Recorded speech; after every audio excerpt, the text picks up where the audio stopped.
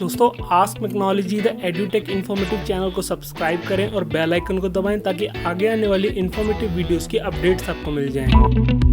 Hello friends, मैं आशीष और स्वागत है आपका ask technology the edutech informative channel पे। तो फ्रेंड्स आज हम इस वीडियो में बात करने वाले हैं टीपीएम के बहुत ही इंपॉर्टेंट पिलर के बारे में, जो कि है जीशू-होजेन, जिसे कि हम ऑटोनोमस मेंटेनेंस के नाम से भी जानते हैं। तो ये जो हमारा जीशू-होजेन पिलर है, इसमें 7 स्टेप्स आते हैं हमारे। तो वो 7 स्टेप्स क्या कहते हैं और क्या इसके बेनिफिट्स हैं, उनकी बात करेंगे इस वीडियो में डिटेल में। तो आप आखिर तक इस वीडियो को जरूर देखना। आई होप वीडियो आपको पसंद आएगी। वीडियो अगर आपको अच्छी लगती है तो प्लीज़ वीडियो को लाइक ज़रूर कर देना। चैनल को अभी तक सब्सक्राइब नहीं किया तो प्लीज़ चैनल को सब्सक्राइब भी कर लेना और बेल आइकन को भी क्लिक कर लेना, क्योंकि आगे आने वाली वीडियोस और ज़्यादा इन्फॉर्मेटिव और मज़ेदार होने वाली हैं। इसी तरीके से ज्ञान को बढ़ाते रहें और वीडियोज़ को शेयर भी करते रहें। वैसे हम टीपीएम में डिटेल में एक वीडियो कर चुके हैं पहले। अगर आप उस वीडियो को देखना चाहते हैं तो लिंक आपको डिस्क्रिप्शन में मिल जाएगा, वहाँ से आप उस वीडियो को देख सकते हैं। तो चलिए फ्रेंड्स, बिना समय गवाए जीएच के 7 स्टेप्स के बारे में बात करते हैं और वीडियो को स्टार्ट करते हैं।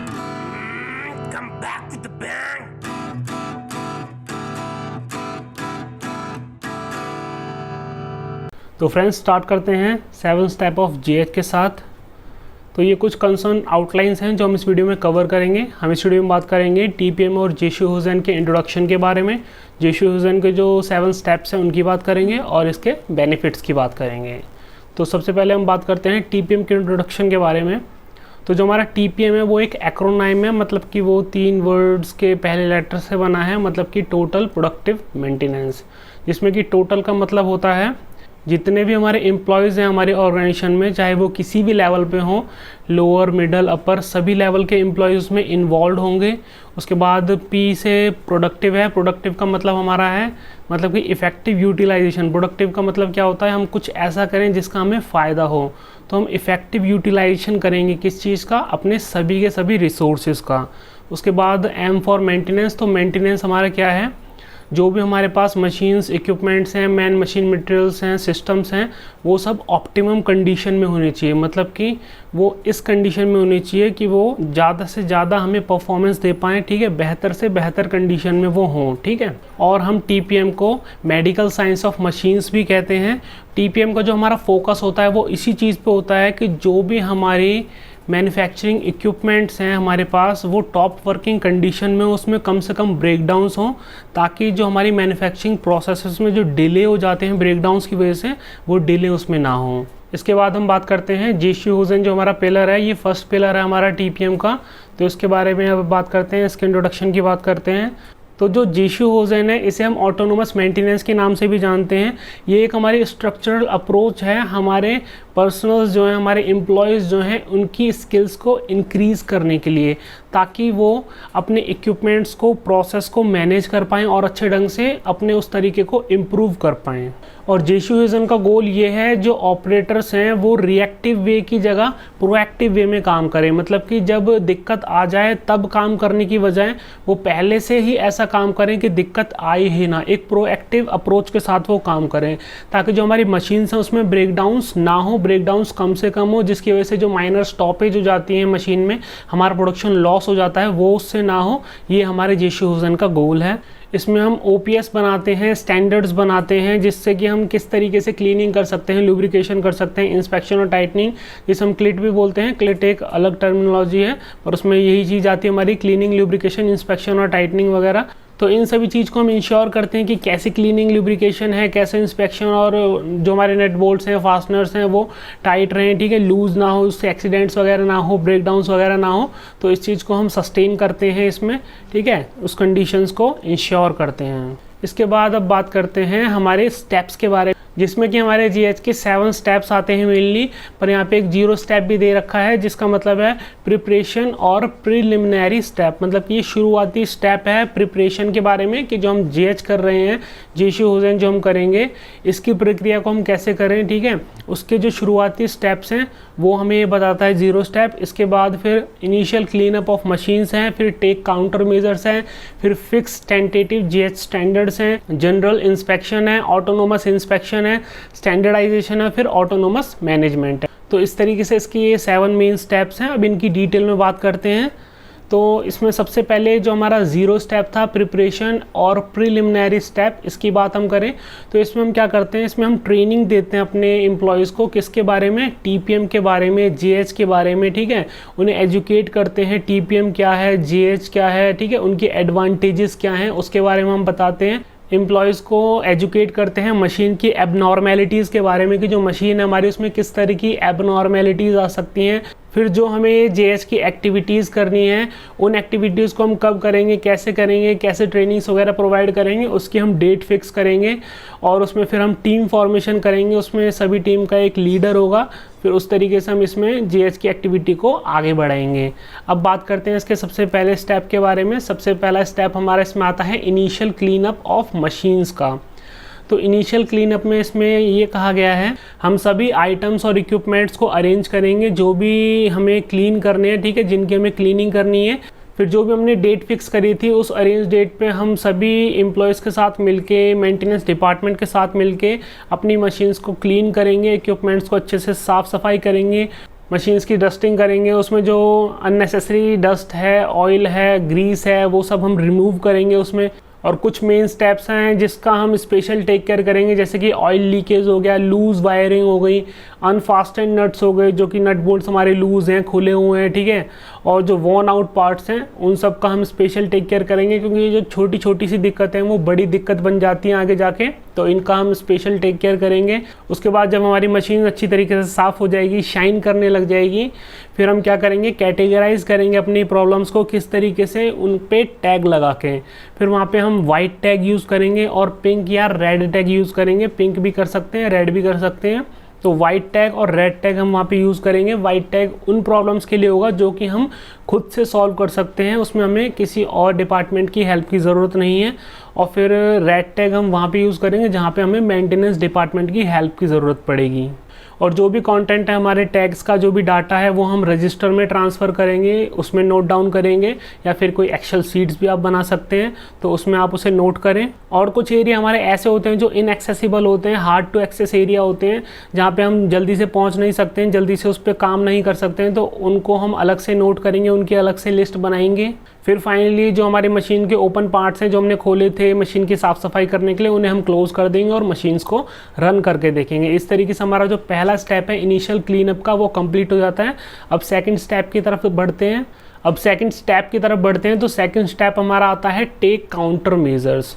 तो काउंटर मेजर्स इसमें हम क्या लेंगे, जैसे कि जो हमारे इनएक्सेसिबल या फिर हार्ड टू एक्सेस एरियाज़ होते हैं, फॉर एग्जांपल कोई मशीन का हेड हमें खोलना है तो वहाँ पे हो सकता है बहुत सारे नट बोल्ट्स लगे हों जिससे कि खोलने में प्रॉब्लम आती हो या फिर टाइम लगता हो उसे मेंटेन करने में, रिपेयर करने में। तो ऐसे में हम वहाँ पे हिंज टाइप के या फिर शटर टाइप के डोर्स यूज़ कर सकते हैं। या फिर जहाँ पे हमें मशीन की विजुअल इंस्पेक्शन करनी होती है तो वहाँ पे हम एक्रिलिक टाइप के शीट्स यूज़ कर सकते हैं अपने डोर्स में, ठीक है, ताकि हम उसे बाहर से ही देख सकें और हमें डोर खोलने की ज़रूरत ना पड़े, डोर खोले बिना ही हम बाहर से उसे देख लें, इंस्पेक्ट कर लें। और जो हमारे मशीन के पार्ट्स में वियर टियर हो रहे हैं उन पे हम नेसेसरी एक्शंस लेंगे। मशीन के पार्ट्स को हम मॉडिफाई करेंगे जिन पे डर्ट या डस्ट ज़्यादा चिपकती है, क्योंकि डर्ट और डस्ट से हमारे वो पार्ट डैमेज हो सकते हैं, वर्क करना बंद कर सकते हैं। तो ऐसे पार्ट्स पे हम कुछ रोकथाम के उपाय करेंगे, ठीक है, कुछ स्टैंडर्ड्स बना सकते हैं, इंस्ट्रक्शंस बना सकते हैं जिससे कि वहाँ पे जो एक्यूमुलेशन ऑफ डर्ट और डस्ट हो रहा है वो कम हो। एग्जाम्पल के तौर पे हम OPLs बना सकते हैं, मतलब कि 1 पॉइंट लेसन बना सकते हैं, WIs बना सकते हैं, कुछ काइजन्स कर सकते हैं, सुधार कर सकते हैं। इस तरीके से हमारा ये टेक काउंटर मेजर्स का जो स्टेप है ये कंप्लीट होता है। इसके बाद हम बात करते हैं थर्ड स्टेप के बारे में। थर्ड स्टेप हमारा आ जाता है फिक्स टेंटेटिव JH स्टैंडर्ड्स।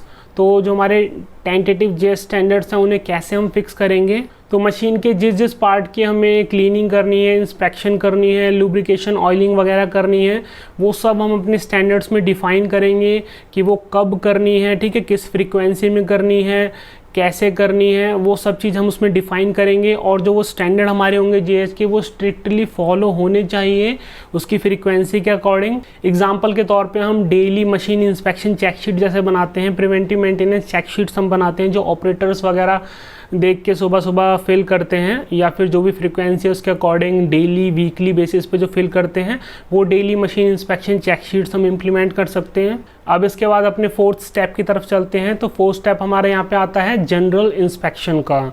तो जनरल इंस्पेक्शन में यहाँ पे एम्प्लॉयज़ को हम ट्रेनिंग देंगे जिस भी डिपार्टमेंट में वो हैं, जैसे कि वो हो सकता है प्रेस शॉप में हो तो वहाँ पे न्यूमेटिक प्रेस है, या फिर इलेक्ट्रिकल कुछ हमारे इक्विपमेंट्स हैं, हाइड्रोलिक इक्विपमेंट्स हैं, या फिर लुब्रिकेशन कैसे करना है उनका, कूलेंट वगैरह उसमें कैसे हमें टॉपअप करना है, ठीक है, ड्राइव्स, बोल्ट्स, नट, सेफ्टी रिलेटेड इश्यूज़ के बारे में हर चीज़ की उन्हें हम ट्रेनिंग प्रोवाइड करेंगे अपने एम्प्लॉयज़ को। ये हमारे एम्प्लॉयज़ की टेक्निकल स्किल्स को इम्प्रूव करने के लिए ज़रूरी है। उन्हें हम इस तरीके की ट्रेनिंग देंगे ताकि वो डायरेक्ट इंस्पेक्शन मैनुअल्स को करेक्टली पढ़ सकें, उनके अकॉर्डिंग काम कर सकें, ठीक है, जो भी वर्क इंस्ट्रक्शंस वगैरह वहाँ पे लगा रखी हैं उनको वो समझ सकें, उसके अकॉर्डिंग काम कर सकें। इस तरीके से हम उन्हें ट्रेनिंग देंगे।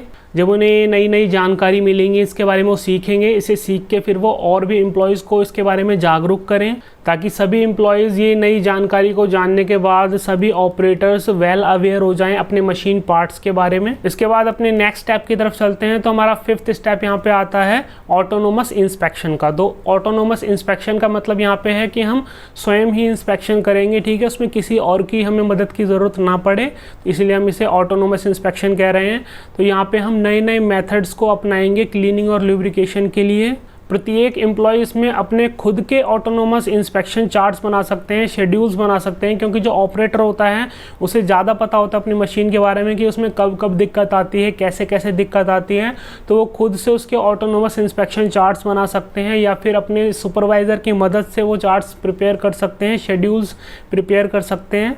कुछ पार्ट हमारे ऐसे भी होते हैं मशीन में जो कि कभी भी दिक्कत नहीं देते हैं, मशीन की लाइफ टाइम में उसमें कभी भी दिक्कत नहीं आती है। तो ऐसे कुछ हमारे पार्ट्स हैं तो इनकी इंस्पेक्शन अगर ज़रूरी नहीं है तो उन्हें हम लिस्ट से हटा सकते हैं। और जो भी हमारे प्रिवेंटिव मेंटेनेंस के चेक पॉइंट्स हैं वो हम अपने GH स्टैंडर्ड में ज़रूर इंक्लूड करेंगे। और हमारे क्लीन अप की और इंस्पेक्शन की फ्रीक्वेंसीज़ को हम कम कर सकते हैं अपने एक्सपीरियंस के अकॉर्डिंग। अगर उनमें दिक्कत कम आती है, ठीक है, क्लीनिंग की कम ज़रूरत है, तो उसे हम डेली ना करके वीकली कर सकते हैं, मंथली कर सकते हैं। अपने एक्सपीरियंस के अकॉर्डिंग उस स्टैंडर्ड को हम प्रिपेयर कर सकते हैं कि कब कम में कैसे कैसे उसका इंस्पेक्शन या फिर क्लीनिंग वगैरह करना है। इसके बाद अपने नेक्स्ट स्टेप की तरफ चलते हैं। तो नेक्स्ट स्टेप यहाँ पे आता है स्टैंडर्डाइजेशन का। तो ये जो हमारा स्टेप है वो क्या कहता है, तो अब तक तो हमने सिर्फ मशीनरी को इसमें कंसीडर किया था, बट अब हम इसमें मशीन के आसपास के एरिया को भी कंसीडर करेंगे। मतलब कि जो हमारी मशीन का जो आसपास का एरिया है वो वेल मेंटेन्ड होना चाहिए, साफ़ सुथरा होना चाहिए, ठीक है, एक्सेसिबल होना चाहिए। उसी के साथ जो भी चीज़ों की हमें वहाँ पे ज़रूरत है वो उसके आसपास ही लगी होनी चाहिए, ठीक है, उसमें सर्चिंग टाइम हमारा नहीं लगना चाहिए, ठीक है, सर्चिंग टाइम एकदम ज़ीरो होना चाहिए। सबको पता होना चाहिए कौन सा मशीन में कौन सा पार्ट लग रहा है, कौन सा टूल उसमें यूज़ करना है हमें, अगर उसे खोलना है तो हर चीज़ उसके आसपास ही होनी चाहिए, ठीक है, वो दूर नहीं होनी चाहिए।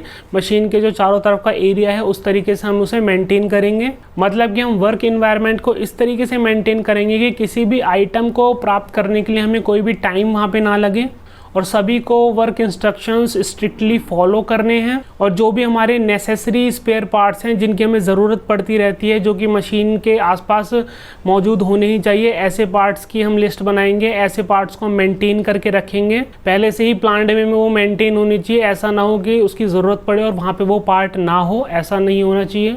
इसके बाद अपने 7th और लास्ट स्टेप की तरफ चलते हैं जो कि हमारा ऑटोनोमस मैनेजमेंट। तो हमारा ऑटोनोमस मैनेजमेंट किस तरीके से होना चाहिए, जो भी हमारे टारगेट्स हैं, जो भी हमारे TPM के टारगेट्स हैं या फिर जो OEE हमारा टारगेट होता है, ओवरऑल इक्विपमेंट इफेक्टिवनेस या फिर ओवरऑल प्रोसेस इफेक्टिवनेस, वो हमारे टारगेट्स अचीव होने चाहिए। कंटिन्यूअल इम्प्रूवमेंट हम साथ साथ में करते रहें, ठीक है, निरंतर हम सुधार करते रहें और अपने इन टारगेट्स को अचीव करें। और साथ ही में जो भी हम काइजन इम्प्लीमेंटेशन करेंगे वो PDCA अप्रोच को यूज़ करके हमें करना है। जो हमारी प्लान डू चेक एक्ट जो साइकिल हमारी होती है उसको हम इम्प्लीमेंट करें काइजन्स को करने के लिए। तो यहीं पे हमारे 7 स्टेप्स कंप्लीट होते हैं जेशु हुसैन के। अब इनकी बेनिफिट्स की बात कर लेते हैं कि इसके क्या क्या बेनिफिट्स हमें मिलते हैं। तो जेशु हुसैन है उससे हमारी ओवरऑल इक्विपमेंट इफेक्टिवनेस इम्प्रूव हो जाती है। जो भी हमारे परफॉर्मेंस में लॉसेस होते हैं वो हमारे रिड्यूस हो जाते हैं। हमारी जो इक्विपमेंट की अवेलेबिलिटी होती है वो इंक्रीज़ हो जाती है, मतलब कि ज़्यादा से ज़्यादा समय के लिए वो हमारे पास उपलब्ध होता है वर्किंग कंडीशन में। हमारे जो एम्प्लॉयज़ होते हैं, हमारे जो वर्कर होते हैं, उनका इन्वॉल्वमेंट बढ़ जाता है, ठीक है, उनका जो हमारा इंगेजमेंट है मशीन्स के साथ वो बढ़ जाता है, उनकी कैपेबिलिटी इम्प्रूव हो जाती है, ठीक है, कैपेबिलिटी लेवल उनका बढ़ जाता है। वर्किंग कंडीशन हमारे एरिया की सेफ़र हो जाती है, हमारे प्रोडक्ट की क्वालिटी इंप्रूव हो जाती है। और एक बड़ा फ़ायदा हमें यहाँ पे ये मिल जाता है, जो हमारे मेंटेनेंस डिपार्टमेंट के लोग हैं उनको फ्री टाइम मिल जाता है और ज़्यादा प्रोडक्टिव काम करने के लिए। जैसे कि हम पहले अगर रिएक्टिव अप्रोच पे काम कर रहे होते हैं तो कोई भी दिक्कत हो जाती है, कुछ नट बोल्ट भी लूज़ हो जाता है, तो हम मेंटेनेंस डिपार्टमेंट को कॉल कर देते हैं, वही उसे आके रिपेयर करते हैं, मेंटेन करते हैं। तो ऐसा ना करके अब हम ऑटोनोमस मेंटेनेंस पे काम कर रहे हैं तो उनको फ्री टाइम मिल जाता है, वो और कोई जहाँ पे उनकी ज़रूरत ज़्यादा है वो काम वो अच्छे से कर पाते हैं, नए आइडियाज़ को सोच पाते हैं, उनको टाइम मिल जाता है। इसी तरीके से हमें कई सारे फ़ायदे मिलते हैं जेशी होजेन के। यहीं पे जो हमारा जेशी होजेन फर्स्ट पिलर था हमारा टीपीएम का, वो कंप्लीट होता है। तो फ्रेंड्स ये सब था ऑटोनोमस मेंटेनेंस के बारे में, मतलब कि जो हमारे जेशी होजेन के 7 स्टेप्स हैं वो क्या कहते हैं, किस तरीके से हम उसमें काम करते हैं, क्या उसके बेनिफिट्स होते हैं। आई होप आपने वीडियो पूरी देखी होगी और आपको वीडियो पसंद आई होगी, समझ में आई होगी। अगर आपको वीडियो अच्छी लगी तो प्लीज़ इस वीडियो को लाइक ज़रूर करें, और मुझसे कुछ पूछना चाहते हैं तो प्लीज़ मुझे कमेंट करें, इस वीडियो को ज़्यादा से ज़्यादा शेयर करें, और ऐसी इन्फॉर्मेटिव वीडियोज़ देखने के लिए प्लीज़ चैनल को सब्सक्राइब करें। चैनल को सब्सक्राइब करने के बाद बेल आइकन को ज़रूर दबाएं ताकि आगे आने वाली वीडियोज़ की अपडेट्स आपको मिल जाएँ। तो फ्रेंड्स मिलते हैं नेक्स्ट वीडियो में। Till then keep learning, keep growing and be technical.